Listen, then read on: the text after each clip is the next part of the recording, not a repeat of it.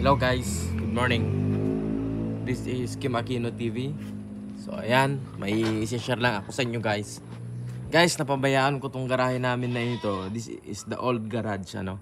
Kung mapapansin nyo dyan, may motor pa akong 250cc. Yan. Na Magnum, no? Honda Magnum. So, yung mga yan guys ay i-build natin kasi classic bike itong mga ito. Itong Magnum na ito or Rebel 250 na ito. Kung titignan nyo guys, Honda Rebel ito na 250cc. Kung makikita nyo dyan, dual cylinder tunog big bike po yan. So ito po yung ating gagawin. Sa ngayon, ito ang aking ipa-project na bike. Gagamitin ko ito sa mga easy ride, sa pag-vlog no guys. Tsaka marami tayong, pagkatapos nito guys, i-build natin yung Yamaha RS 100, no? Kompleto yung mga papel yan, guys. So, abangan nyo, guys. At saka may pina-project ako dito, guys, na mga tricycle, no? Ito yung tricycle namin dati na ginawa namin. Ang naka-sidecar naman dyan ay 200cc na Motorstar. So, guys, yan yung sidecar niya. So, from kahapon hanggang ngayon, pinagpapatuloy ko yung paglilinis dito sa garahe na old garage na ito para ma-maintain ko at makakapag-repair naman ako rito, no? So abang-abang lang guys kasi mag-i-stack tayo ng maraming pyesa ng mga motor. Kaya kung gusto niyo magpagawa, punta lang kayo dito sa akin dito sa Alacan, no?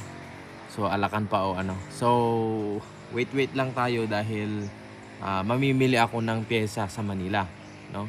So guys, ito ang ipra-project ko ngayon. Yung 250cc na yon gagawin kong cafe racer. Pati yung RS 100 na yon gagawin ko namang cafe racer din. At saka itong sidecar na ito guys ay solid ito, no?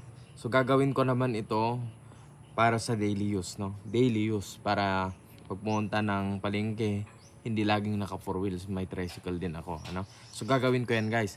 Actually guys, ito na yung mags nung nung 200cc. So ipapa-powder coat ko yung mags niya. Lilinis ko yan bago lahat ng gulong. So gagastusan ko itong mga ito guys. So ito ang magiging project ko ngayon dahil nasasayangan ako. Actually talagang in-stock ko yan dati nung high school pa ako. Nakatingga na itong mga ito. Pero now, may pamilya na ako. Kaya ko na itong gawin. May maglalaanan ko talaga ng time ito guys. Abangan nyo to guys kung ano yung magiging outcome niya lahat ng mga proyekto kong ito, no? So from building, no, hanggang motorcycle, kaya natin yan, no?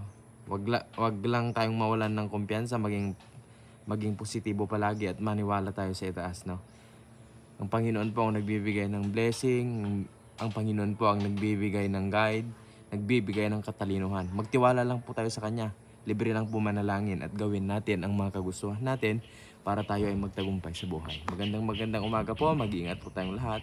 Ito po si Kim Aquino TV. Maraming salamat po.